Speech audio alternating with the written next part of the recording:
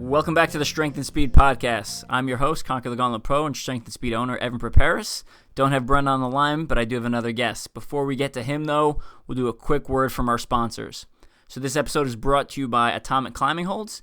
Atomic Climbing Holds essentially make rig grips and climbing holds that you can put on your wall or in your garage, or like what I do is I bring them to the gym and use them for like lat pull downs. I use them for basically anything with a pulley machine on it, like a nunchuck grip and stuff like that. I also have a rig set up essentially in my garage and some of their peg holds that are going across my wall in the garage also.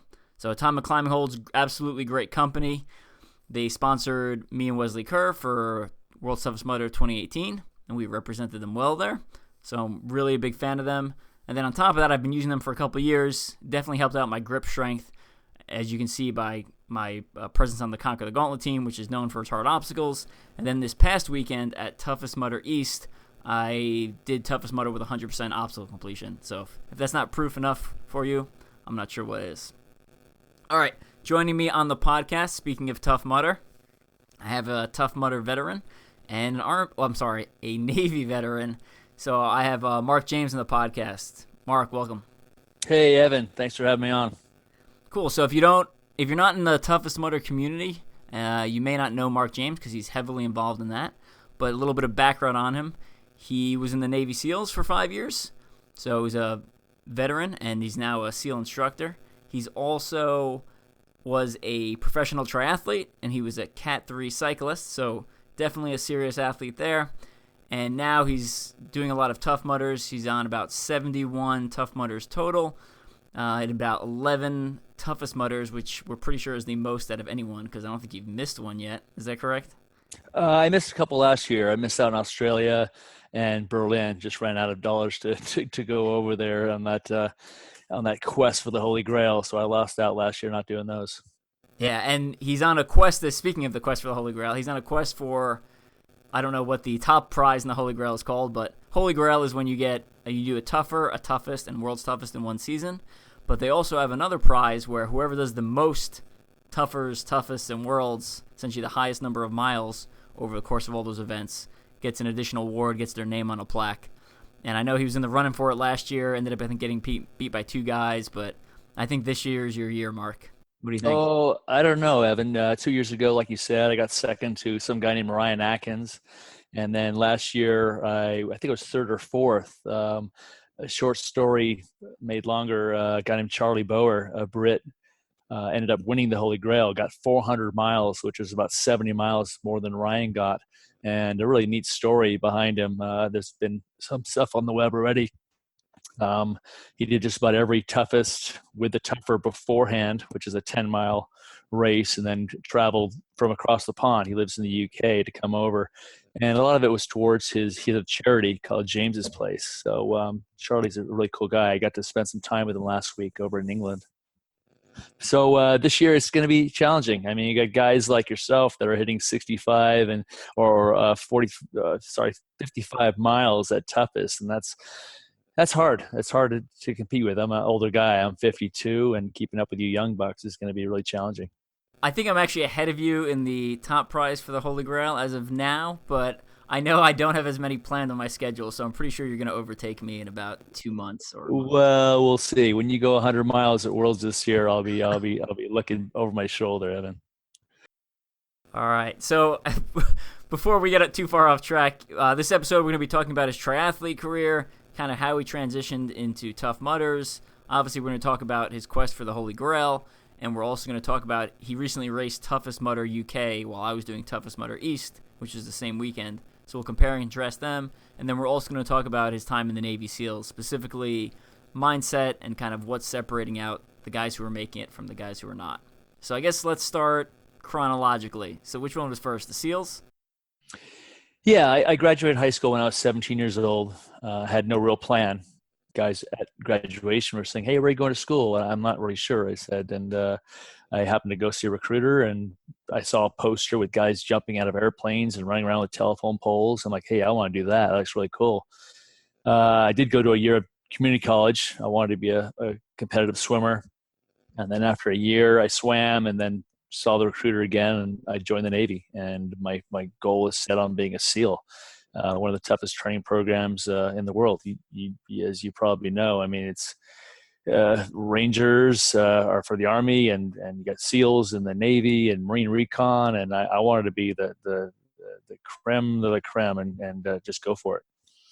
So I was a SEAL, did a few deployments, and then I probably made one of the biggest mistakes of my life. I got out after just 5 years, and I'd been doing triathlons in the Navy, and decided to kind of try and find a career being a pro triathlete, which was, I mean, I think the 100th ranked golfer's caddy makes as much as the number one triathlete. Very, very difficult. I'd find sponsorship, and I get bikes and drinks and bars, but as far as making money per se, it was very hard. So I learned to make money by coaching, and coached high school and then the college level, and followed that path instead. Awesome. Well, take me through like a week as when you were training for specifically what, Ironman distance, which is 2.4 mile swim, 112 mile bike, 26.2 mile run. Yes. So I would get up at 6, and I happened to live up in Northern California on the Russian River. So I had a little cabin behind my grandparents' place. I'd get up at 6, and I'd swim in the river for an hour, and then I'd eat for an hour, and then I'd ride my bike for 5 hours, and I'd take a nap, and I'd go run for an hour. And it was just repeat on and on and on. And to do the Ironman triathlon in Hawaii is the granddaddy of all triathlons. You had to qualify, and to qualify, you had to place either top 3 overall or win your age group. And so it became a game of qualify and then go do the race in October. And I managed to do that 10 years in a row. I was very, very fortunate to follow that dream.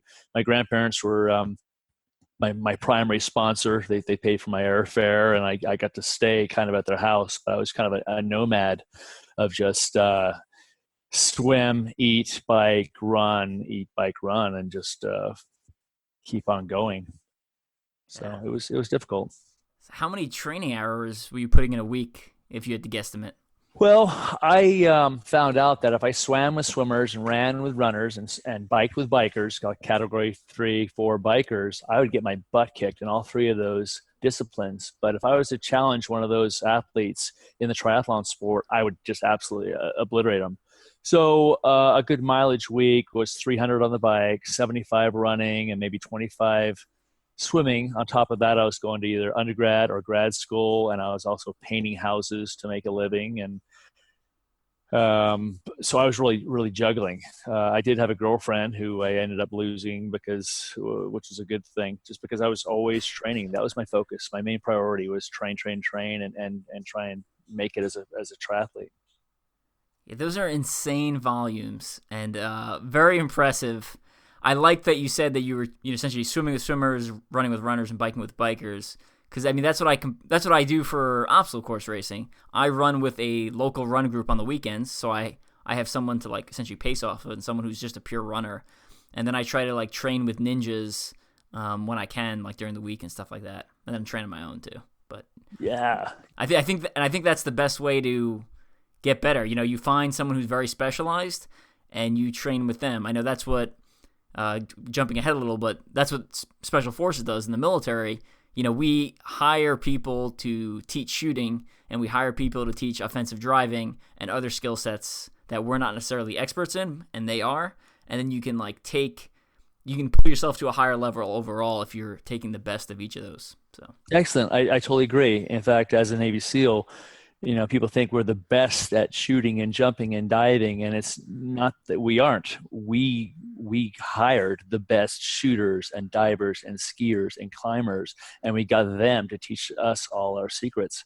And you're on the right path there. I kind of kick myself because I live in Coronado, California, and my next door neighbor is a 100-mile running racer. He does 400 or 500-mile races, and he's very good. And then my other neighbor lives in Arizona but has a vacation house here, and he's a world-class marathoner, and he's 60 years old and he's still going sub 3 hours. And why I'm kicking myself is I've yet to train with either gentleman. I just see him in passing and kind of wave. I'm like, man, those are the guys I need to run with. And then I got some guys at work that are very successful climbers. They go to the climbing wall, climbing gyms, and this sport of OCR. Sometimes I ask myself, why am I doing these OCR races that require so much upper body strength and pull-ups? I loathe pull-ups. I hate pull-ups. I hate burpees. That's why I don't do Spartans. I'm a swimmer. I'm a long distance ocean swimmer. I work at SEAL training in Coronado. I'm a BUDS instructor, now civilian, and I've done over 600 miles of nautical miles of swimming, and I win every swim. I've been blessed by God, I guess. I can swim in a straight line and I can push fins really fast. And why I'm not doing these swim run races in Scandinavia and still making money at 50 is just beyond me. I guess I'm a glutton for punishment. Well, I love some of your background and the fact that you were such a great. I don't think some of these people who may not do triathletes understand how impressive that is. Reaching the pro level and qualifying for Kona and then going 10 times. I can't remember if you said that already, but we talked about it before we started recording. When you say win your age group, there are, it's not like OCR where there's a race every weekend, pretty much in multiple states. Like there's not that many Kona qualifying races. It has to be Ironman branded, and I think now in 2019 there's like 30 worldwide. Do you remember how many there was when you were racing? Back then, so this is my first Ironman was 91, and you were lucky if you could find one in the same state, and I'm from California, so I had to travel for races. I was lucky. I lived in Northern California at the time, and there was a race called the Vineman, but it was a full distance Ironman, so you had to do that, place top 3 in your age group or top 3 overall. And I was lucky to do that race, and I did qualify there. I used to qualify also at the Wildflower, which is in by San Luis Obispo. And then my favorite triathlon of all time was in Lake Tahoe. It's called, ironically, it's called the world's toughest triathlon. And it was a 2-mile swim in Lake Tahoe, a 100-mile bike ride, and an 18-mile run. Most scenic, beautiful course with elevation and trees. And it was an Ironman qualifier, and I was very fortunate to qualify there. I really missed that race. Hey, it's funny you mentioned the Vineman. That was my first iron distance triathlon I did in 2003, and it just obliterated me. Like I'm a pretty bad swimmer. Like I finished like 90% of the field beats me, and then I move up a couple of places on the bike, and then I move up a lot of places on the run because I'm disproportionately good at running compared to the other two. That's so funny. It would have been an exciting race because I'm like top 2 out of the water. I could hold my own on the bike, and then I just watch as the runners catch me. So what was just curiosity, what was your time at the Vineman? Do you remember? Oh yeah, it is not. It's 14:30. It's not impressive at all. Okay, I was like 9:25. Yeah. That is funny though. Yeah. Huh. I am not. Swimming is not my forte. I like having one speed. I've seen your forte, Evan. I was really, really stoked to do that second lap at College Station. You wiped out the whole field, and at College Station was the toughest or tougher mutter last month. And you won that. I think I was like 14th, and then I got back in line. I wanted to do another loop, and you were there. And we kind of like looked at the crowd, and Sean kind of looked at us, and we just went and just chatted the whole way. And I think I may have gone faster on that loop, just chatting. And you're a freaking monkey and a gazelle combination because you can run fast, you can get over those obstacles, and I'm just like struggling. So we made it back for your awards, and that was a pretty cool day.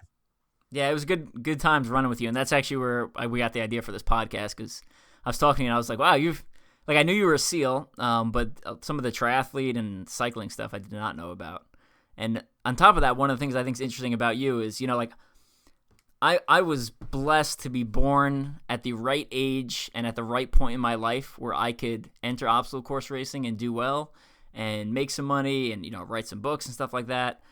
But, you're older, so you were not like, I think if you were born when I was born, I think you'd be crushing the field. Well, I tell you, I did a special with CBS Sports, the Tough Mudder, a couple of years ago. They came down and videotaped me, and I talked, and I look back at that tape, and I think, God, I should have mentioned a lot more things. When I was in the Navy, I was actually on the Navy pentathlon team, also known as the SISM team. I made the team, and it was comprised of 5 events. And one of them was actually a miniature obstacle course here in Coronado, not the big obstacle course we do. So we had an obstacle course, and then we had a swim race with fins, and a swim race with clothes on, and then a rowing race, and then a cross country race where you had to run and then shoot and then row. And I made the team. We had 15 Navy SEALs try out for it, and I was one of 5, and I got to go compete in Argentina. So I was kind of doing obstacle course racing. Now, this is back in 1989, so that's like way back, and I'm not sure how old you were then, but I had a glimmer of it, a glimpse of it, and then like I said, I got turned on to triathlon. That was my life.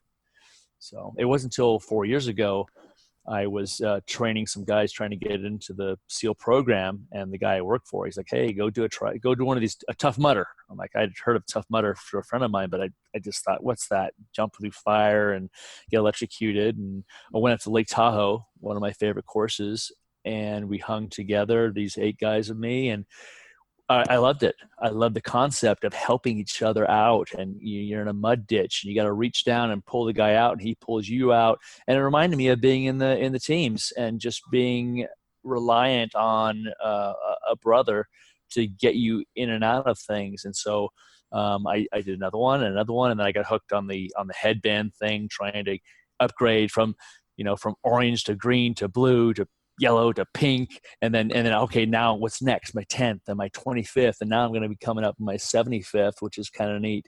And then what I was doing, which a lot of Tough Mudders did, is they did multi-lapping like you do. You do not just one lap of 8 to 10 miles, you do a second one or a third one. So when they created the toughest division, which was 8 hours in the last couple of years, I turned 50 years old, and I said, you know what? I'm going to do all the toughest races. And I was one of 4 guys to do, 4 people rather, because 2 of the people were female, Sarah Knight and Sharkbait Dugan, and then Jim Campbell, I think he's going to be on his 200th event this year. All 4 of us did the 6 toughest, and I got to know them. I got to meet so many really cool people in the community. And then last year I came back thinking I'm going to do all the toughest again. I really like this. And then I kind of ran out of money. That was the only thing. They're expensive. I had a little sports car 2 years ago, a little Porsche, and I sold it to pay for the races because it cost about 10 grand to do all these things. Do you regret selling the sports car, or is it worth it? No, every time I brought that thing into the shop, it was like, hey, $800, $800, $800. And it was like, and the guy was like, "You pay to play." It was his catchphrase. "You pay to play." And I'm like, I'm sick of paying. I like speed. I like driving fast, but I was paying a lot for insurance, and it was kind of a beater boxer. And I said, this is going to cost me a lot, and I needed an extra 6 grand, 7 grand, and I sold it, and I never regretted it. So it was fun. But yeah, I wonder how many guys like you who are just phenomenal athletes that are kind of past their prime are still competing, that if this sport was invented 10 years earlier or 20 years earlier, you would be like, people like you would, it would be like, Ryan Atkins, Mark James, and it would be like, yeah. It's funny that comment you offended and complimented me in the same token. So it's like funny. I was extremely uncoordinated as a kid, and I still feel uncoordinated. I can never dribble, pass, catch, or throw a ball. When I ran as a kid, when I ran as a kid, my legs splayed out, and I was afraid to run. I was embarrassed because people would laugh at me. But I was always good in the water, and I think it's because my parents had me swimming when I was 2 years old, and I had little fins on my feet, and I could always swim. And I was always when it came to swimming, I was picked first. If I was on a baseball team, it would come down to, okay, little Timmy who's blind and has one leg. We'll take Timmy over Mark James because he cannot dribble, pass, catch, or throw. He's freaking useless out there. So I could swim, and so people think, oh, you're this natural athlete. I'm terrible at pull-ups. I'm sure all your listeners, 95% of them could probably do more pull-ups than me. I feel like I have the longest arms in the world, and also, in all fairness, I will walk past a pull-up bar. I have these rings. I bought these rings on eBay, and I had them hanging from an old lumber rack in my courtyard. And I hung them up thinking, this is going to help me with Kong and these ring things.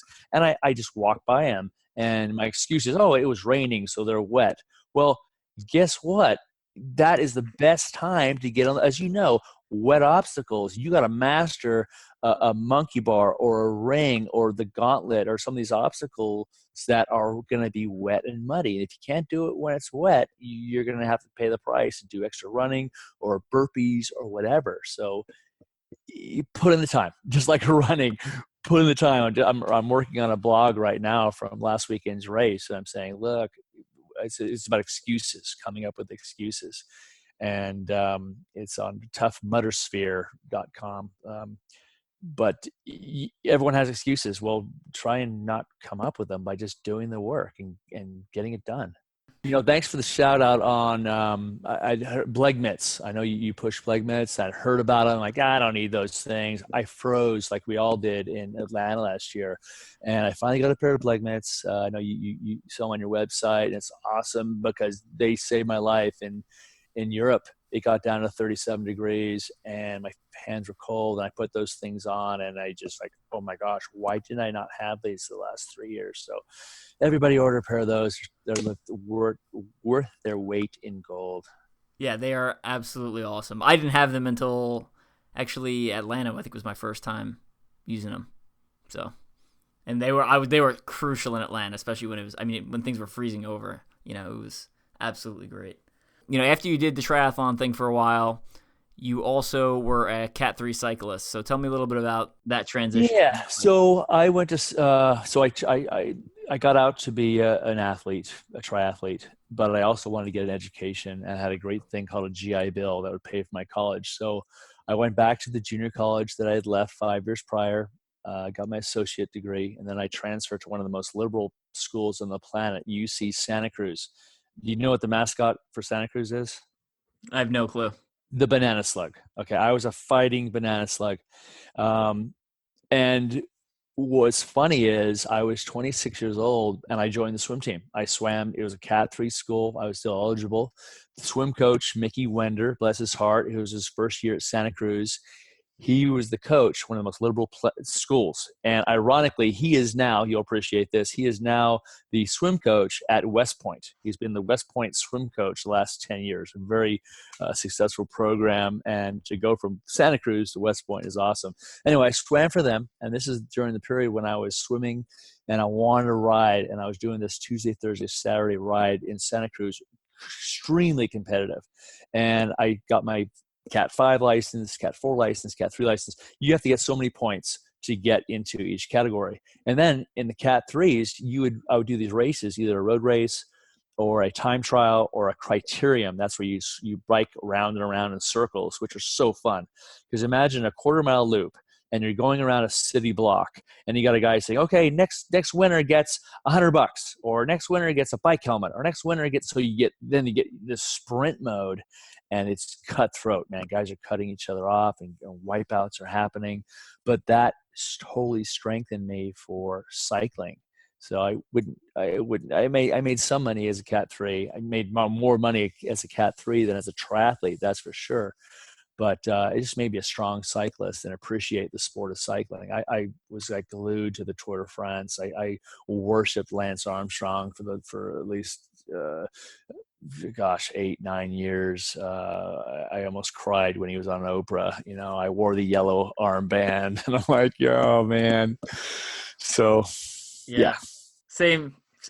Me and you match pretty well as far as definitely on the same boat there. I loved watching him race Tour de France. It was just Yeah, it was No. poetry. It was, Yeah. I mean, It was re- it was, oh, steroids. Well, you don't descend like that on steroids. You don't have the grace on the bicycle, and it's so saddening that he went to the dark side. And a lot of guys were, and he went a little beyond yeah. because of his ego. And we could talk all day about Lance Armstrong, but he did a lot for cycling, and he's also had Yes. raised $250,000 or more for Navy Special Warfare. He came out here, he did the Super SEAL Triathlon. I got to meet him. He did golf tournaments, and it was a sad day. And that's in the past. So Yeah. And I mean, if you look, not to stray too far off topic, if you look at they haven't given those 7 Tour de France victories to anyone. It's just listed as like, you know, champion missing on the Tour de France well, website. yeah, the top 10, top 20 guys were all doing performance enhancing drugs. Yeah. So who were you to give it to?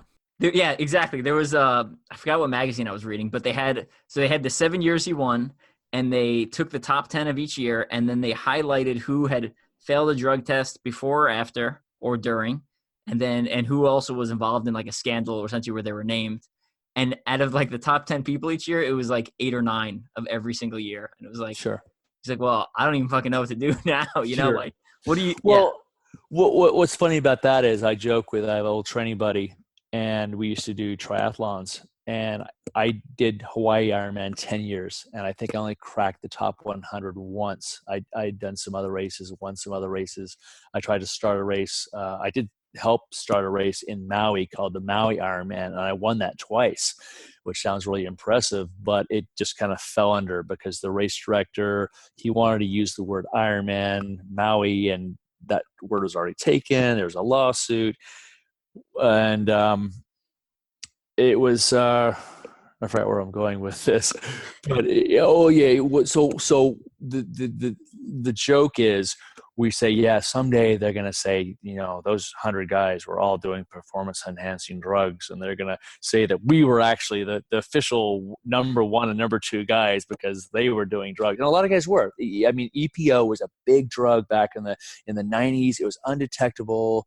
Guys were blood doping. They were doing things that they shouldn't have been doing, and they were doing incredible mileage. And when I gave you my mileage numbers earlier, I was burnt out all the time. I was so tired. I was living also in Flagstaff, Arizona for grad school, 7,000 feet. And I was trying to do these 300-mile weeks. And I was just so freaking tired. And I'm like, how are people doing it? And then I find 10 years later, I'm like, oh yeah, I was doing this. I was doing that. I was on this $4,000 a month cycle of this. And I'm like, oh God, one, those people are dead to me because I race clean. People thought I was on drugs. People also thought I was a trust fund kid because I was racing. They didn't realize I was painting houses 40 to 50 hours a week on top of going to grad school, on top of training to support my habit. I wanted to race in Hawaii and in New Zealand and in Europe, and I'd have to pay my own way for a lot of those things. So frustrating time for sure. And triathlon's one of the most expensive sports, period. I mean, you can drop 5K on a bike and it's like, oh, nice startup bike, and you're like, what the? Yeah, well, I would say, and I went and visited Charlie Boher, who's the Holy Grail champion, and I lived with him for 3 days, and he is a huge polo player, not water polo, but horse polo, and that is a money sport. When you have to own 6 horses that all run about 50 grand a piece, that is the money sport. I tell you what, wow. When I did Ironman Louisville back in, it was like 2013, they had a thing in like the brochure of, what people's professions were. And it was like 20% doctor, 30% lawyer. It was all these like 75% of the field was like, had high 6-digit salaries. It wasn't like barely over 100,000. It was like, 200. Kind of like OCR, right? All these rich guys. I need to find more of them. And it'll be interesting to see the demographics because the people I met are, so many of them, God bless them, they're MVPs. They're volunteering a whole day so that they can race the next day at a Tough Mudder. And I'm at 5-time MVP, and I'm like, wow. And I just couldn't afford to do it. To be out there. I mean, I love seeing people and putting headbands on people and helping out, but to do a race and then be there for 8 hours, it takes a lot, So I don't think we have so many millionaires that are doing the sport. My buddy on the East Coast, Whitney, he might be up there, but he's few and far between. You eventually got a job over at the SEAL at Buds, basic underwater demolition / SEAL training, right? Yeah, I was very fortunate. I got out of the SEALs and I did probably about 20 different professions while I was going to school and then after school. I mean, I've been everything from a lifeguard, park ranger, substitute teacher. I worked at a juvenile hall. I was a special ed teacher, high school coach for swimming, for running. Then I was a collegiate cross country coach at Sonoma State University for 6 years. And I did customer service. I mean, there's a long list of things I did. Well, 10 years ago, things got pretty bad. I almost lost my house. The market fell. My house got devalued about $150,000. And a friend of mine said, hey, how about being a Navy SEAL instructor? And I said, well, I'm not, I don't think I can get back in active. He's like, no, they're looking for guys to come in that have had their SEAL background, that have education, that have been in the classroom and could potentially teach. And I said, man, I would love to do that, but there's no way in hell they're going to hire me. I was only in for 5 years. And she said, well, come down here for an interview. So I flew down to San Diego and they looked at my resume. And because I had so many years in education and also my triathlon and lifeguarding, and I had classroom presence, etc., they said, hey, when can you start? And I said, Monday. And this was a Friday. And they said, well, can you relocate to San Diego? Yes. And I'm like, yes, I can. Well, 3 years. For 3 years, I would get I have 3 kids, and my wife lived in Northern California, so north of San Francisco, about 75 miles. I would get up at 3 a.m. I would drive to Oakland Airport, leave a car there, fly down to San Diego, and I'd work Monday through Friday down in San Diego, and then I'd fly back. And I did that for 3 years. I was also still coaching at Sonoma State. So I was sometimes flying 3 or 4 times during a week. Southwest Airlines loved me, free peanuts, lots of points. But 3 years, and you deployed, and I never had to deploy while I was married or had a spouse or kids. And it is very, very difficult being away from your wife and your kids. And I was holding 2 jobs, and I was really doing a juggling act, and I almost lost the marriage. Well, what happened was I almost lost the marriage because I thought I'd do my wife a favor. I got a 8-month-old Siberian Husky puppy and brought her home, and my wife had never had a dog before in her life. And I said, hey, yeah, I got you a dog. And she's like, what are you doing? Oh my God. And I had to leave for 2 weeks. So almost lost the marriage over that one. But now the dog is her best friend, I tell you. So yes, I'm a Navy SEAL instructor. I put 55 classes through. I work in second phase of BUDS. I teach diving, and I still do a lot of the physical evolutions with the kids. I call them kids. I put in over 600 miles of swimming with the kids. We utilize a stroke called side stroke, combat side stroke. We wear fins. We're on our side, very low profile stroke. We do a 2-mile swim every week, and I join them for that. And they also do a 5.5-mile swim. I join them for that. We have this awesome obstacle course. And Evan, you got to come down here. You played on the Army stuff, but come play on some Navy obstacle course. And I do the obstacle course with them. It's in that video that CBS showed on tape. You can kind of Google me, Mark James, world's toughest mudder. That's my playground, 3 miles from my house. And then I do some of the runs with them, and I lead the conditioning runs. So I'm like the 52-year-old man, Navy SEAL instructor. I don't wear a dress uniform anymore, but I wear cami pants and a blue shirt that says UDT SEAL instructor on it. I'm in the classroom. I love my job. I love the students that come through the program. They're Eagle Scouts and valedictorians and A-type personalities that just want to get after it, and they want to be SEALs, and they want to serve their country. And probably the most heart-wrenching thing is the attrition rate is still 70%. So I have to sit on boards and determine the fate of some of these kids that just aren't cutting the mustard, that just aren't making the grade or doing the performance standards, because we have very, very high standards. And if you don't make them, you are gone. And they get to come back after 2 years, but they don't just get to go home if they quit or they get dropped. They have to still serve in the Navy. So I put over 2,000 guys through training, and hopefully I'll be there another 10, 15, 20 years. I am older now, but I feel like I can just keep on going. Yeah, we'll definitely put a link up to that video. We'll have you send it to me, and then we'll share it to the Strength and Speed page when this podcast goes up. Funny that you mentioned, you're a Navy SEAL. Let's talk, and I do want to go dive into that a little bit more, but I think you know where I'm going with this. Yes. There's a famous picture of you, is there not? Oh my gosh. So there's a picture, and you can put it on your post. It's become iconic. It's a picture of me. I have a boonie hat on and a radio on my back, and I'm turning my head to the side, and I got I think it's an AR-15 or a CAR-15 with a 203 grenade launcher on it. And I have cycling gloves on. I came up with that idea because I just like these black cycling gloves, and I've got the old camis on. My face is camied out, and I'm looking off to the side. And the story behind that is All Hands Magazine were doing a special on the Navy SEALs back in 1987, and they sent some photographers out in the woods. We were in the woods of West Virginia, and they took a whole bunch of pictures with this telephoto zooms. And I didn't think much of it. And 3 months later, I get these dirty looks from these old. I was FNG. You know what FNG is. Okay, the first word rhymes with truckin', and the next word is new guy. And I was a truckin' new guy at SEAL Team 2, and these guys are like looking at me really dirty, like, "Yeah, you're the guy." I'm like, "What the heck's going on here?" And one of my buddies said, "Hey, you're on the cover of All Hands Magazine." So my face is on the cover of the 1987 All Hands Magazine. And if you flip through the pages, there's different pictures in there. And that is one of them also. I'm looking off to the side. So I got tied up and thrown into the Chesapeake Bay, and they got threw rocks at my head, and I got my head shaved and one eyebrow shaved off. Oh my God, they love that. And then 2 months later, I'm in a bookstore, and there's a picture of Vietnam Magazine, and there's that picture on Vietnam Magazine.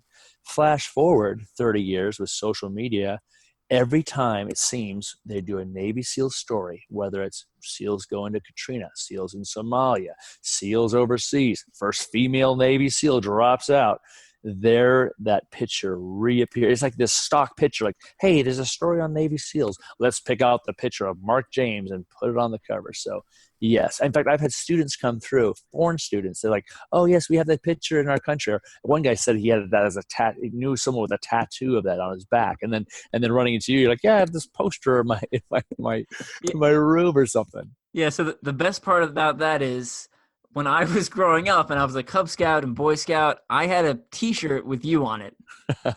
So I'm next time I go back to New York to visit my family, I'm gonna dig through my photo album. And I gotta find I don't have the T-shirt anymore. I know that, but I gotta find the picture, because I know, like, I was walking around with a Mark James T-shirt. That is funny. For 10 years back in the day. People remind me all the time. In fact, there's a senator, a Republican Senator Matisse, and he was doing some kind of award presentation, and someone happened to see it online or something. And in the background is a sketch of that picture.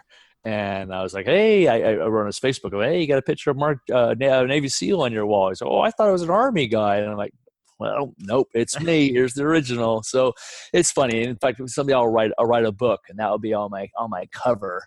And I'm sure the photographer will come out of the woodwork and say, hey, you owe me money for that. I'm like, you know what? I have yet to receive a single cent, because it's, Navy-owned property, from that same picture. And I just laugh, because people send me that thing. It's on the cover of different DVDs. I think it's something on the back of the Killing Fields movie and Untold Story of the Navy SEALs. And yeah, that picture. And if you look really closely, especially as a military guy, you'll see, and this is what neuters that picture, there is no magazine in the weapon.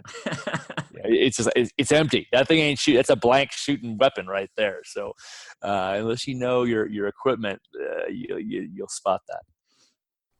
So similar story, not nearly as good. So I was in Bravo Battery, 3rd to 320th at one point, and I was in Alpha Battery. There was a picture taken of Bravo Battery, so my sister company, my sister unit there, of a bunch of field artillery dudes essentially standing on top of a hill. They're all holding their guns up in the air, and it's in silhouette. So like, there's essentially black outlines of like maybe 5 to 6 guys, each with like a gun in a different pose.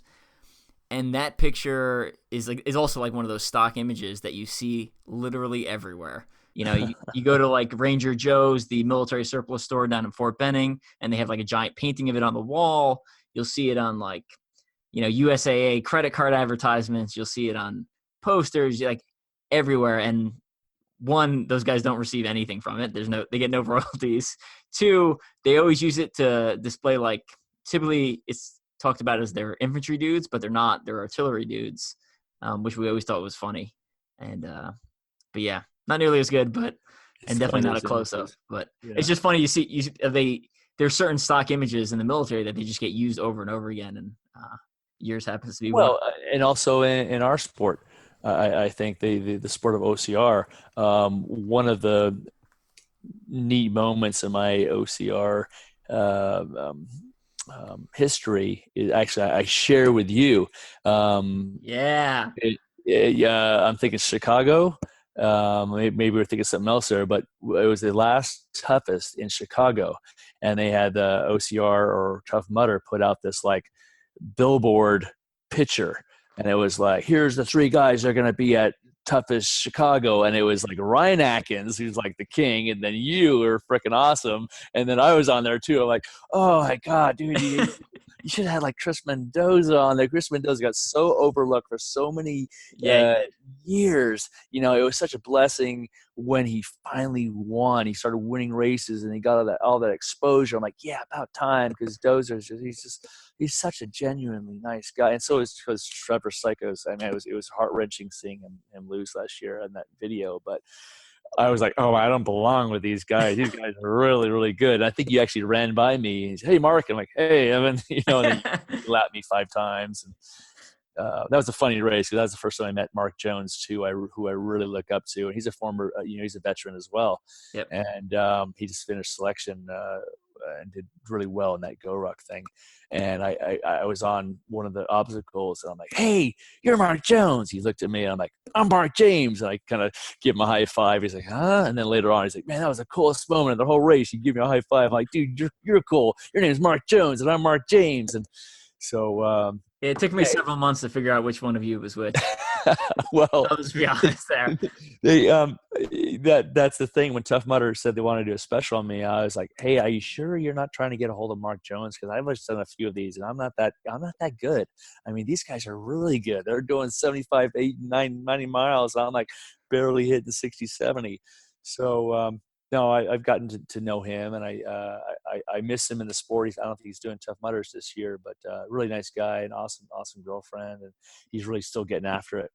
Still serving too, which is nice. Yeah. So what's the difference? So you've seen a lot of students go through Navy SEAL training. So can you point out some of the difference? Like, let me back up. Can you tell who's going to make it and who's not going to make it when they show up? I would be a multimillionaire. The Navy spends a lot of money sending people to SEAL training, and it's actually a win-win for the Navy, because here you have this A-type personality that wants to serve, that's very fit, swim, run, do push-ups and pull-ups and everything else, and they have to pass a screening process just to get into the SEAL program.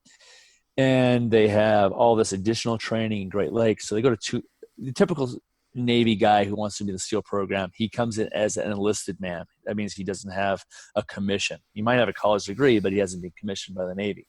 So he comes in 2 months of boot camp, and then 2 months of BUDS preparation training, and then he goes to SEAL training, which is 3 weeks of initial training, and then BUDS itself is 6 months long, and there's advanced training, which is another 6 months. So a guy hasn't really become like an eligible SEAL, kind of a new guy SEAL, for about 1.5 years to 2 years, if he's lucky. Well, since I went through in 1985 till now, the attrition rate, even with all this scientific research, is still about 70 to 75%. They start with 230 guys, and they finish with like 35 to 40 guys, and it's just the same thing. And if they could pinpoint who was going to make it or not, they'd say, okay, you 30 are going to make it. We're not going to waste time on everyone else. But it's still a win-win, because a guy can't just get out of the Navy as soon as he gets disenrolled from SEAL training. He owes the Navy about 4 to 5 years. So what happens is he goes to the fleet. He has a hard life for the first year. He's chipping paint or peeling potatoes. But if he wants to come back in the SEAL program, he has to spend all his time being that perfect model sailor. And so that's a win for the Navy. He's in shape. He's not going to he's not going to be a slouch.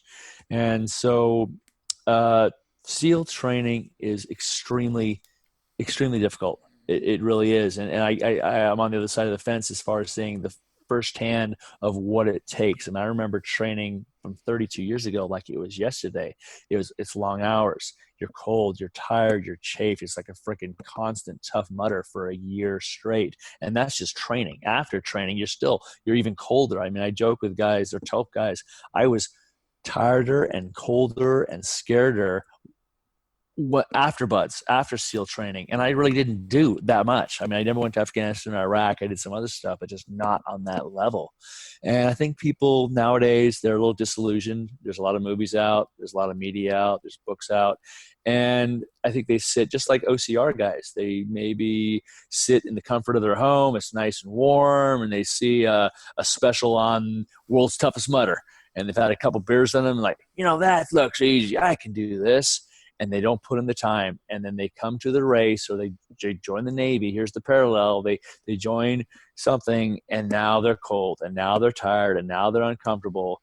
I see this time and time again, even at this toughest last weekend. You get 600 people sign up, and 100 of them go 5 miles. And it's like, what happened there? They just weren't prepared, and that's what happens to some of the SEAL candidates. They're not prepared physically. Although I tell people it's 75% is mental. You have to be mentally prepared. You have to be used to doing things that make you uncomfortable and be willing to just go the extra distance. And some people just can't handle it. So. Yeah, absolutely nailed that answer. I kind of knew where you were going to go with it before I asked it, but I still wanted to ask it so people hear it from someone else. What do you think separates, you kind of touched on it already, but like what separates the guys that are making it versus the guys that are not?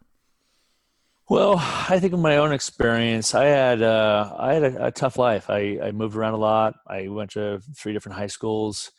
I lived with my aunt and uncle for a while. My uncle was pretty stern and a disciplinarian, which I needed because I could have very easily gone off to the dark side and just done drugs and just gotten in a lot of trouble with the law. And he would make sure I was on a swim team. And if I wanted to be on the swim team, I had to walk. I was that guy who walked uphill in the snow at 4 a.m. to get to the pool, and then he'd actually take me up after swim practice and take me to the school where he was one of the teachers, and he'd check up on me doing my homework. So he really he guided me in the right direction. I think people just aren't mentally prepared, or maybe they don't have that adversity in their life. It seems like we have more problems with people that come in that have had the perfect life. Everything is just, they've never failed anything in their whole life. And then some of our tests are kind of slanted towards failure.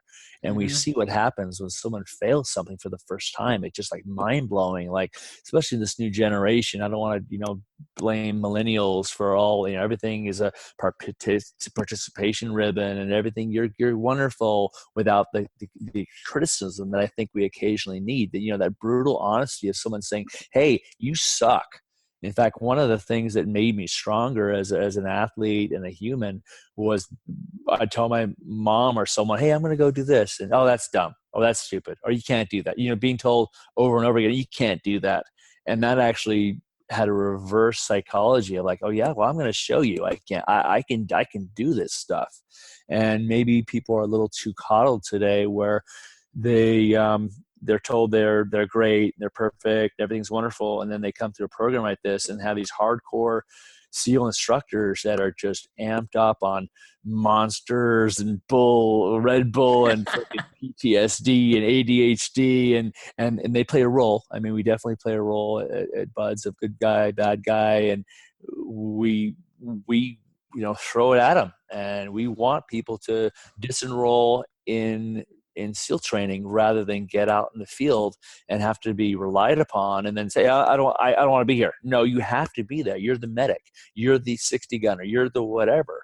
So it's very, very difficult. And there's a reason for the attrition. We want the best, just like in your program, there's attrition in the Ranger program. I'm sure you don't want that guy who's going to just, run away when the shots start getting fired. Yeah, absolutely. You touched on a lot of great stuff there, and you're gonna make me because you touched on so many of it, I'm probably going to repost the articles I wrote for Softlete, Special Operations Forces Athlete. It's a website specifically about like excuses and, you know, not quitting and stuff like that. And you definitely touched on a bunch of them, so I'm definitely gonna repost those, because you hit the nail on the head. When you're in combat or in training and things are terrible, like there's no, all right, I'm gonna call this one, I'm gonna give this one a DNF and we'll come back and do it later. Like that's not an option, right? Like there are 11 to however many other guys in your unit relying on you, and you don't have the option to, I'll tap out now and we'll come back and assess this later. It's like, regardless of the odds, you have to move forward with the mission, regardless of how you feel and the situation. So There was 3 years ago, we had some Olympic athletes come to SEAL training. There was like a day of SEAL training. One of them was Galen Rupp, the great runner. Oh yeah. And we got to put him on the obstacle course. We had him on boats. Him and Jordan Hussey, Mary Kane, Mike Sensiewicz, I think he was a gold medalist. These are all the big runners. Big runners from. So I was Alberto Salazar, who I like worshipped as a kid because he'd done one of these races. He was the coach, so he brought Team Nike down, and I got to work with them. I'm like, oh my god, I love these people. And they were like little aliens because they all had little bodies, and they were just quirky, and they were just fast, but they were completely out of their element. So we had our hardest Navy SEAL instructors just like light them up. They're under boats and they're just like just yelling at them and cussing at them, and just seeing Jordan Hussey just kind of like quiver, like, oh my god, what's gonna happen? Anyway, when that was over, we had kind of a sit around and they shared some of their stories, and it was Galen Rupp who said, the one thing that special forces like Navy SEALs, Green Berets, etc., and Olympic athletes have in common is, on the day they have to perform, when the day that special forces operator has to go in the field and it's game on, and the day that Olympic athlete has to frickin' race, he or she can't have a bad day. They can't say, hey, you know what, let's do this tomorrow, because you're not going to be able to go tomorrow. You're not going to have that race tomorrow. And I can think of so many of my obstacle course races, including last weekend, where I'm like, I do not feel good. Everything hurts. I just sprained my ankle or my freaking calf, and I feel like I'm going to throw up. And it's like, hey, it's game on. You heck with that. Get in the fight, get it done, and just get over with it. So it's neat coming from a really class act like Galen to say that. That is awesome. Yeah. Very, very good info there. So let's transition and we'll talk a little bit about Toughest UK before I let you go. So I did Toughest East, the one in Philadelphia. For me, I'd say it felt pretty much the same. I thought it felt like all the other toughest. I would say the pit area, the fact that we actually had tents, made it have a little bit of that world's toughest vibe, which was kind of nice. And they did a real good job they actually routed the course through the pit. So before you crossed the finish mat for each lap, you actually ran through the pit, which I'm a huge fan of, again, because there's not 5 good pit spaces. There's, 50 good pit spaces because you run by so many of the tents. And then the other thing they kind of did that was interesting was at the 20-mile mark, they gave you an orange wristband. Oh, I heard about that. And every 5 miles after that, you got another orange wristband, and you could save them or you could use them, and basically it allowed you to skip one obstacle, your choice, didn't matter which one. So yeah, that was kind of the big differences, and then obviously the other big difference is there's no prize money, which I was kind of hoping that would draw more people away, but I felt like it was almost. I mean, there's definitely like 1 or 2 people missing, but it felt just as competitive. Like I finished. Oh yes. I finished 7th. Yeah, I finished 7th at Philly 2 years ago, and at the 8-hour mark, I was in 5th. So I finished 7th in Philly 2 years ago by 2 minutes. Jesse Bruce beat me by 2 minutes. He was in 5th, and Alexander Jenks was in 6th. 2-minute gap there. At the 8-hour mark, I was in 5th place here, and then I didn't climb into 3rd until I don't know, like 10 hours or something like that. 8 or 9. Yeah, great performance. So how was UK? Did you have a lot of? So I've been going back and forth. Whitney Tilson is kind of like my nemesis. He won the 50 and over category 3 years ago, and then I won it last year, and then he won it the year. Actually, he won it 3 years ago, I won it, then he won it, so we go back and forth. So we kind of joke because he did Philly, and he got fourth in 50 and over, and he went 40 miles. And I went to ETM, Europe's toughest mudder, and I got 35, and it was hard. I mean, I went into it going, okay, can't be as bad as Worlds, because Worlds, as you know, got so freaking cold. So I didn't bring a full wetsuit. I brought a shorty, I brought my leg mitts, I brought a hood, I brought some compression stuff. And since I'm going for that Holy Grail, I need to get miles. So I did the tougher in the morning. That was like 8.5 miles, longer than our college station. And I pulled my freaking calf. I get to the first mile and I pull my calf muscle. I'm like, oh my God, this is really bad. And I'm running with Holy Grail champ from last year, Charlie Bower. And he's being really cool. He's hanging with me. I'm like, hey, we could walk this thing, because it's you get the miles no matter what. And then he took a bad fall on Funky Monkey. I think he broke a couple ribs because he got hit, really knocked the wind out of him. And here we are, the two toughest sages, and we're both limping through tougher, going, how are we going to freaking come back 8 hours from now and go do toughest? And somehow he got some medicine, and we just kind of regrouped, came back.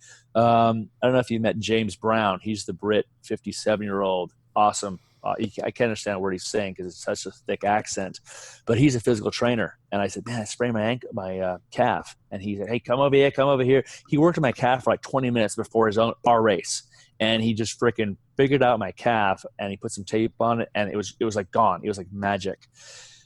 So it started the 50 degrees, everything's in Celsius over there. So I did this calculation all the time. I knew it was cold, and each lap got colder, probably dropped down to 37. No orange headbands or no golden, carabiners. Like, that would have been really nice. No help on Everest. Stuff was very, very muddy. They had 3,000 mudders out there through the day. They had several creek crossings where you had to go neck deep in water. A quick shout out for Everest. We had Francis Lackner, well known in the toughest mudder community, and Nick Shook that were up there literally for like 10 hours pulling people up. And I mean, I saw them afterwards, and Francis's and Nick's hands were like puffy. They're swollen from grabbing people. I was like, I seriously think you guys have a harder job than I do. Like, all I have to do is run and climb over things and do each obstacle once per lap. Like, I can't even imagine pulling people up for that long, because, I know a lot of people get up there and they're dead fish, right? Like, they grab your hand and they're just hanging. They're not pulling back. They're just well, saying. You earned your 100 assists at College Station. We were kind of talking about that. How can we get our 100 assists out of the way? And I'm like, God, that is like the worst thing to be on Everest. I mean, I love pulling like 7 or 8 or 9 guys up, but you get some heavier dudes, or even 5, 6, 7, 10 hours. That's hard. So God bless them. And I know even me, when we get towards the second half of the race, like, I mean, I'm still pulling, but I'm not pulling like I was in the first half of the race. Like, they're doing a lot more work, even for someone like me who's fairly small compared to some of the other people. That's awesome. So the night went on. I tried to keep out of the pit as long as I could. I did not pitch a tent. Like you said, the same thing in the ETM. You were allowed to pitch a tent. They want you to give that World's feel. In the past at Toughest, they just had a big communal tent and a table, and you'd all put your stuff in there. So fortunately, it did not rain. The funny story is Charlie and I, we had some guy who had a big tent. He said, we got a tent. So this guy gives us big package, which we think is a tent. And we have to carry this thing a mile from the parking lot to where we were setting up the pit area. And we open this thing, and it's not a tent, it's a bed. He gave us the wrong package. So it's a bed, and I got a mallet in my hand. I'm like, why do we have this? This is so stupid. So I just put a couple of hefty bags down on the ground, right next to actually Jessica Haney, who I got to meet. She ended up bringing the green jersey and going 45 miles for the yellow win, for the jersey, championship jersey, like your jersey from Tougher. She went 45. And it didn't rain, but it was cold and it was uncomfortable, and I persevered, but I I wish I'd gone further, and so I joke with Whitney, I'm like, oh, you had the easy race, we had the hard race, but it's apples and oranges. You really can't compare, because the champion in ETM, he went 60 miles, and I think the champion at your race went 60 miles also, or maybe Javier went 65 as a duo. But a beautiful course, the most spectacular, scenic, the estate of the Beaver Castle, thousands of acres of winding paths and meadows and trees, and the fog and the mist at night, and the howling hounds in the background, and the sheep on the course. Everyone needs to come over there. I only wish, and it was supposed to be 2 separate weekends. Europe's Mudder was supposed to be the weekend before, and Philly was supposed to be like it was, and I was going to do both of them, and then they both fell on the same weekend, and I couldn't do it. So, yeah, same location it was last year. Is that correct? Yes, yeah, Okay. it was Beaver Castle is up in Grantham, so 2-hour train ride from London. Yeah. Just Okay. a beautiful area. Yeah, I went last year with my wife, and we stayed in Nottingham, just like Robin Hood there.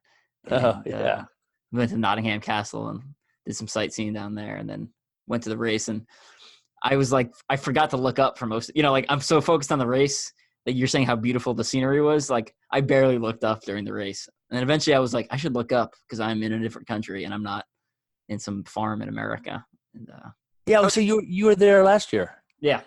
Oh, I completely forgot that. All right. Yeah, you know it. Yeah, you know the course. How were the obstacles? I thought, because last year I thought the obstacles were subpar compared to the American variant. Well, they were all the ones we had in College Station, pretty much. They did not have cage crawl, but Okay. they had Yeah, the Gauntlet and Funky Monkey. yeah, gauntlets to the end, and it was kind of odd. They had like a opening and closing of different things. So something would be open, and then the next time it would be closed, and then reopen again. Like a gauntlet closed, and then it reopened. And gauntlet, just the tip, it was just a 2x4 all the way across. They didn't have like the break with Uh, the pegs, but it got really super muddy, slick. And then one of the most dangerous obstacles was probably they call the hero walls. So it's a tall wall, maybe 6 foot tall, and then an 8 foot tall, and then a 10 foot tall. But they got so muddy. Again, we had like 3,000 guys out there freaking clamoring all over the things, getting everything all muddy. So they shut that down. And then Funky Monkey was a different style of Funky Monkey, in which you step on these little pedestal. It's like a round disc you step on that has a pole. So 3 of those, and then you go up like a caving ladder, and then it's to the rings, the big ring, big ring, big ring, and then a bar. And they got really super slick, and that's where Charlie took a bad fall in that last bar. And they had hang time. They had the devil's beard, the worst devil's beard I've ever had in my whole life. In fact, the Piss and Cock show, they were talking about get rid of devil's beard. It was 5 times longer than anyone I've ever done, and it was uphill. And that's terrible. my wrists are still sore from being on all fours. In fact, I was crawling through second place finisher Jessica Lucy, who got 45 miles. Also, we're just like laughing at how bad it was. You go down and you don't know which way you're going. Am I going the left or right? And each section had a tight cord, just like 2 inches off the ground that you had to like wiggle through. So, for those who don't know, Devil's Beard is just a net that's staked to the ground. It's like super simple, but it's so annoying, especially if it's staked tight, and especially, when you're late in the race and your like knees are all scraped up and it's just like pressing you into the ground. You're trying to squeeze through. When you get a good amount of people in there, it's not too bad, but especially if you're by yourself or there's a big gap, like And it's bad. it's really bad. Yeah. Yeah. So I did okay. I made some stupid mistakes. I used a pair of old ASIC gel Kayanos instead of training shoes. Shoes are so vital. You want something with the grip, and these things were slick.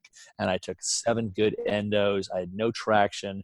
The mud section after Mud Mile was 100 yards of just ankle deep mud, and it was just pathetic how slow I was going through that. So just dumb moves that a veteran OCR guy I should know better, but I was trying to travel light, and I did get cold, but somehow I stuck in the fight. I think 40 people maybe out of 560 made the 40-mile mark. Results just came out, so I'm just kind of checking those. I think I got second in my age group and won the age group.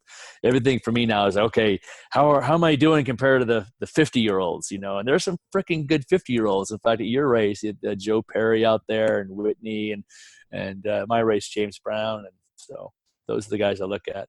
Whenever I see a guy with gray hair, I'm like, hey, how old are you? And, if he says 50, I'm going to stick with you. But sometimes they're like 36. And why do you ask? I'm like, oh, I saw the gray hair. I'm like, oh, thanks a lot.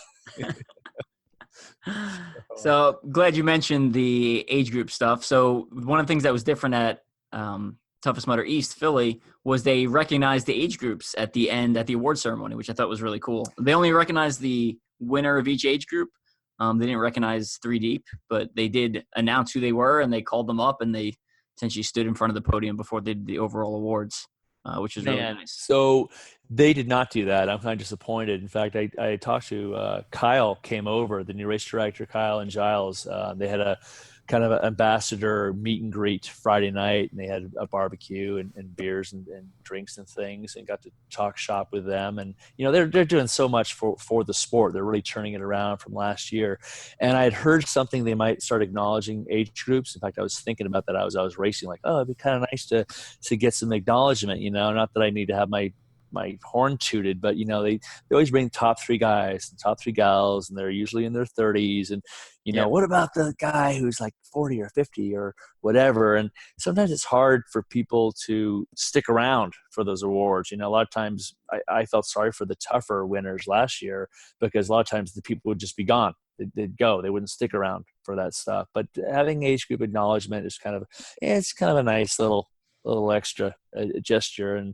And I know at Worlds last year, they gave awards to the top finishers, and maybe this year they'll actually bring them up on stage. I mean, what does it hurt to acknowledge top 2 or 3? So I don't know if you saw one of my comments. It was on a sub-thread in World's Toughest Mudder community.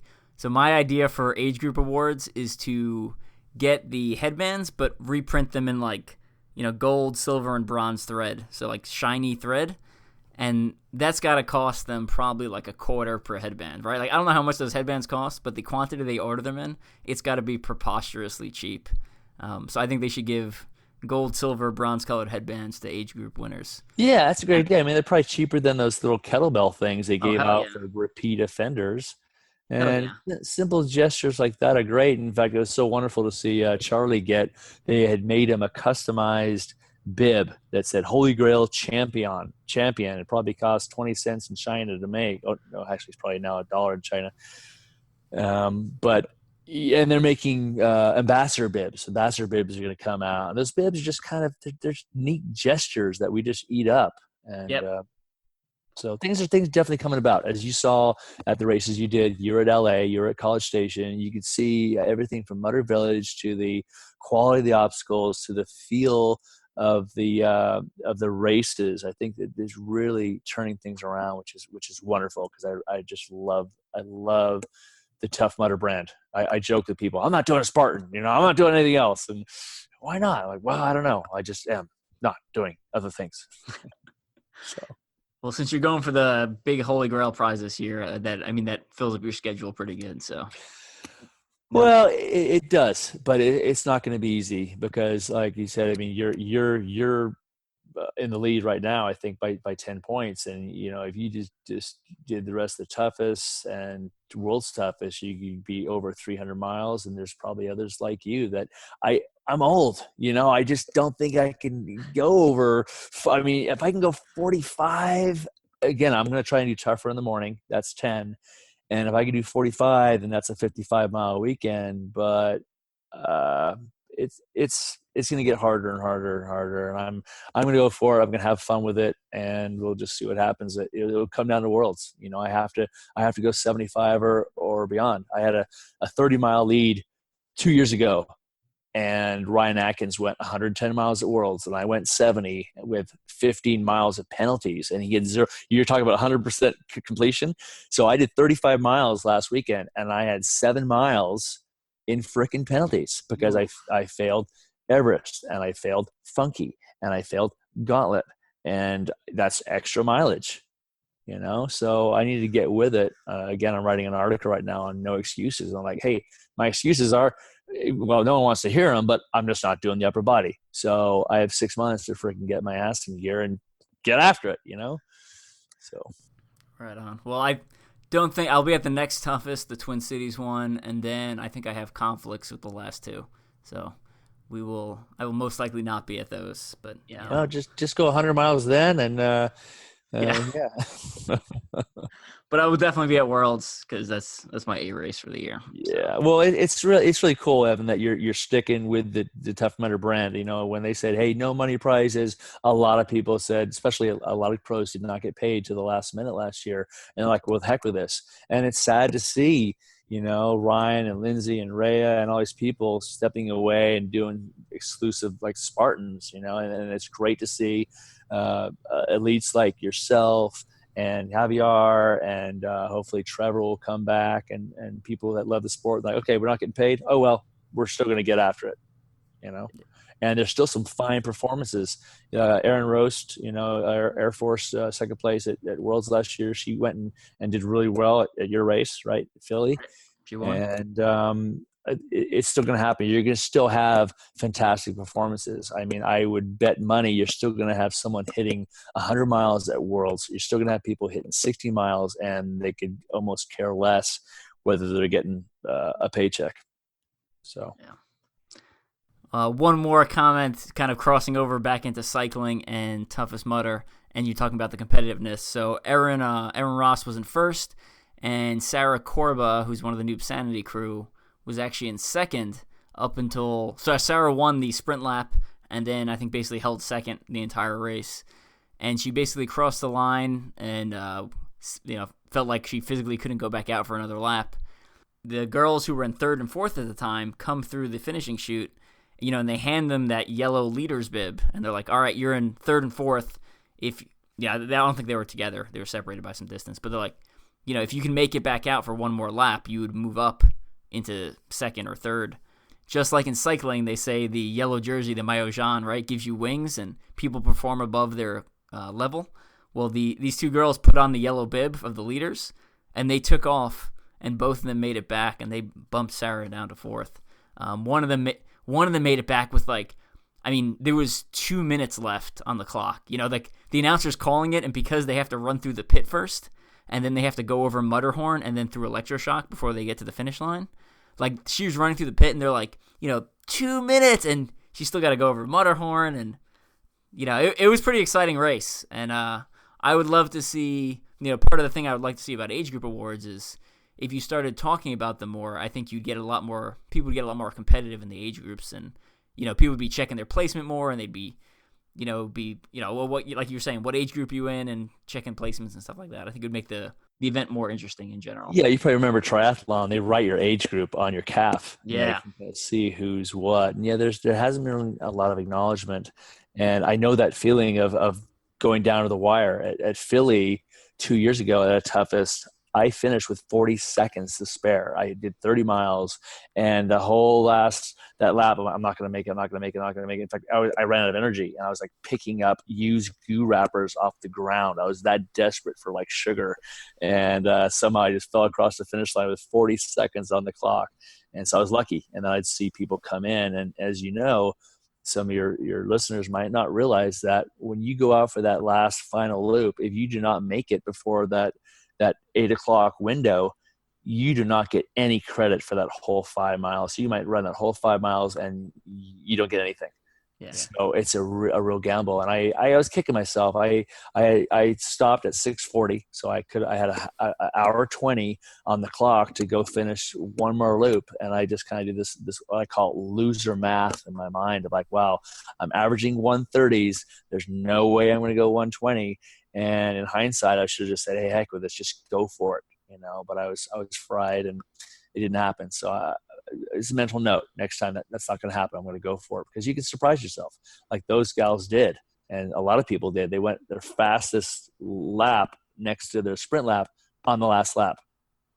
Yeah. My last lap was fast. I can't remember what it is, but I had even splits, and then they actually turned negative towards the end. Partly and thanks to those orange bands, and then partly because I was I was being consistent and I was running the whole time. So. You race smart. That's fantastic. Yeah, I was just super happy. Like on my personal note, like obviously the placement I'm really happy about, but just the way 100% obstacle completion and then my splits turning negative, and I felt really good like the entire race. So Wow, that's fantastic. real. I like the 12-hour format, obviously, if it's a place to my advantage. Uh, I thought it was exponentially like 3 times harder than the 8 hour. I kind of wish they'd gone like maybe to a 10 hour venue because I hit 7 miles or 7 hours. I'm like, wow, I got 5 hours left, and that's largely due to my lack of preparation, my lack of training. My longest run this year, and you're gonna laugh at this, was that race in College Station, doing a double with you. Yeah. 13 miles, if even that. And you got to put in, if you're, the people listening, if you want to do a toughest, it's a 12-hour venue, get out and do at least a 2 to 3 hour run and experiment with the foods you want to take out in the course, and experiment running at night and being wet and cold and wearing the equipment you think you're going to run, because something might chafe, like your shoes or your socks or your hat or your armpits. And what happens when you're tired? What happens at 2 a.m.? And I think people get shocked and they don't do as well as they could because they're not prepared. They don't do the training and the preparation. So, it's one thing to go out and do a toughest and say you did it, get 10 miles in, and it's another to earn one of those badges. You get a headband, sure, if you go 12 hours, but the badges this year, as you know, they start at 25 miles and now they're in 5 mile increments. So the 30, 35, 40, etc. And they're kind of neat. They're kind of a neat addition to your swag. I got a sweatshirt that has all my little badges on the back now, and I look forward to adding some to that. But that's what you should be going for. Yeah, I really like the new patches because the old last year they just gave a 25-mile patch. I think. Well, 25 unless you were lucky and went 50 at toughest. There's just two, Okay. 25 there was or the 50. Okay. Yeah. So I typically would run 40 to 45. So I'm not going to put on a 25-mile patch if I ran almost twice that distance. Not that there's anything wrong with running that 25 miles. You should be proud of what you did. Exactly. No, I know exactly what you mean. Personally, I'm not going to be like, oh, here's what I did. And it's like, didn't you run 20 more miles? And it's like, well, yeah, but. Yeah, you get 3 of them or 2 of them. Yeah, it's like running worlds, unless you hit 75, a 50 bib is a 50 bib, even if you run 55 through 70. If you run 70 and make it halfway through the last lap before they, Yeah, that's what happened to me, 2 years ago. 70 and then 12 miles of freaking penalties thanks to that damn funky monkey penalty at Worlds in Nevada 2 years ago, which is ridiculous. All right, last note about Toughest Mudder East. So Eli Hutchison and Nolan Campbell, who have been intimately involved with the Tough Mudder community, and what's their official job title? Do you know off the top of your head? What were they? They were kind of like directors and producers, and they were definitely the face of those races. So much of the toughest, their design, they had a lot of input, and I got to say goodbye to Nolan in College Station, and they're going to be missed. Yeah, sure. So they Toughest Mudder East was their last official event, they said. So they are leaving the company, which is kind of, I don't know if it's their choice or the company's choice, but it's kind of sad to see, just seeing a familiar face go. And I'm sure things will still be great, but it's always sad to see a friend leave the industry. So sure. Everyone's been they're definitely one of the fixtures. Just like Sean and Clinton and Erock and Coach. I expect to see them at a race. When I don't, I'm like, oh, this is not the same. So I have faith in Kyle and Giles and the rest of the crew that they want Tough Mudder to succeed, and this is a make or break year, I think. So so far so good. Awesome. Well, Mark, thanks for coming on. And before we let you go, any final shout outs you want to give to family, friends, sponsors, etc.? Well, first and foremost, I want to thank my wife, Tanya. We have 3 teenage kids, and I was gone for the last week, and I get to escape on weekends. She's a poet and a writer, and she has her passions, and I have mine. And we're celebrating our 20th anniversary on the 13th of June, same day as my daughter graduates high school. She's going to come out and do Tough Mudder Sacramento with me on the 8th of June. And I've been blessed. I don't really have any sponsors yet. I've got this blog, toughmuddersphere.com, that I'm just kind of toying around with. It's very frustrating for me to actually write and figure out things on the computer. It took me half an hour to figure out the Zoom call with you. So no sponsors yet. I had a GoFundMe page last year, which really helped me out. A lot of friends and family kind of donated some money so that I could travel and race these things. I am a Tough Mudder ambassador, so that helps with entries. But as you know, things add up. I mean, hotel and car and different things, and I appreciate all the help I can get. So yeah, for anyone who's kind of looking to get sponsored or stuff like that, a lot of it is, one, it's a numbers game, right? Like, you need to contact lots of people before you get an acceptance. So, and then the other thing is, like, you should be already using that product, so it's actually saving you money, right? Like, if I'm getting free stuff of a product that I don't normally use, it's not really saving me any money. It's just, I just have more stuff now. Between my personal sponsors and the CTG Pro team, it's a lot of small changes that when you put them together, it makes I would say a dramatic impact on the overall cost of my racing and training and traveling. So yeah, I think my successful years as a triathlete, I was fortunate to meet some of the designers of like, for example, I rode this bike, Kestrel, and I happened to meet the CEO. I was at a race, and he said, "What do you think of the bike?" And I said, "Oh, I love this bike. It's a great bike." I had no idea who he was. And he's like, "Well, I'm the president of Kestrel," and he gave me a bike. And, believe in their product. That's what really sells. It's one thing just to use a product because you're getting paid, but to really enjoy and find a product and talk about it. I mean, I love the shoes I wear, Solomon's. They're not sponsoring me, and I love different products that I wear. I love the Leg Mitts. They don't sponsor me, but I think that's a win-win when you can really say something great about a product, and then they maybe give you a pair. And it's not like we make lots of money. People are like, oh, even like Ryan, who's one of the top OCR guys in the world, he's not making millions of dollars. He's struggling race to race. It's not like golf. We're not getting paid lots of money. We're doing this mostly for the passion of the sport, and that's a wonderful thing. Absolutely.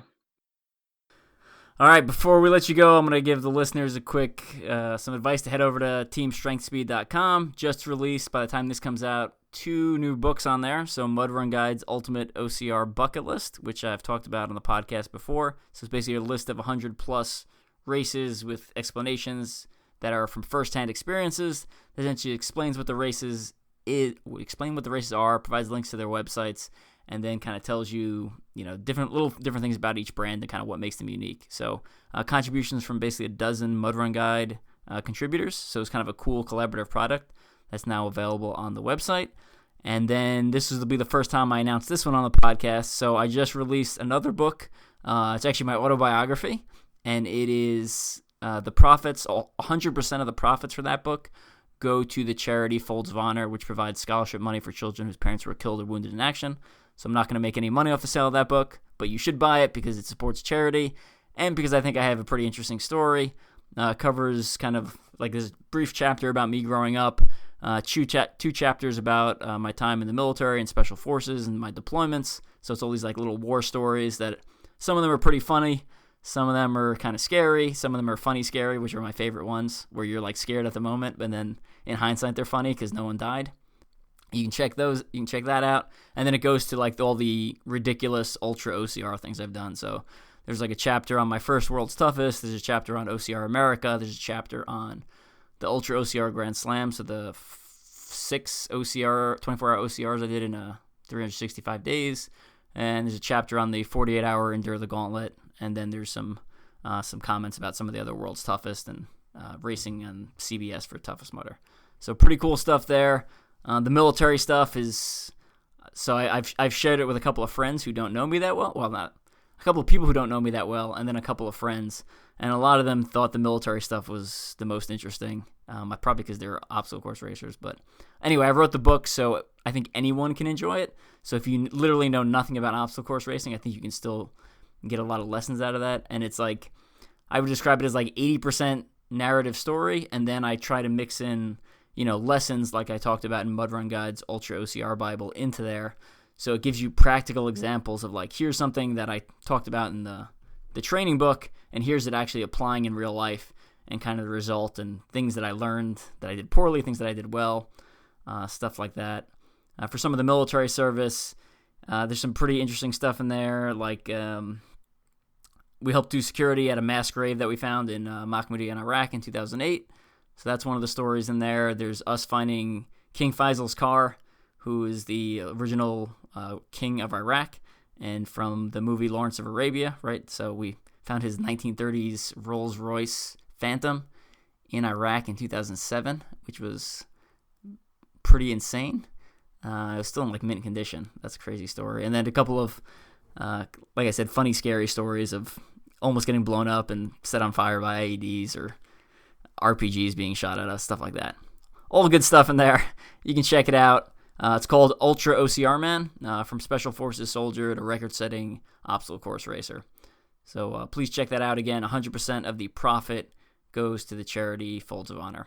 Available at teamstrengthspeed.com. All right, that was a mouthful. Mark, thanks again for coming on. Sure. Last question for you, Evan. You two are a Pitch Perfect fan, I understand. Oh, huge Pitch Perfect fan. It's like it's one of the best trilogies. Which was your favorite? 1, 2, or 3? Whew. I'll say second one is my least favorite. I think the first one's probably my favorite because it's the original, but the third one was really close. The third one might be better. I'm not sure. Yeah, I go with the second one. I love that German band and all the songs on that. So yeah, I Really? know more team guys have like gone right before going into combat. It's like, what did you watch? We watched Pitch Perfect. I'm like, yeah. Of all movies, it was a Gladiator, it was a Braveheart. No, it's Pitch Perfect. So that's really fun. So my platoon, we used to watch Step Up 2, The Streets. It's called. It's like a dance movie. The Step Up 1 was like it was like a ballet movie where the guy is like a janitor and the girl is a ballet dancer and they dance together or something like that. That one's mediocre to poor.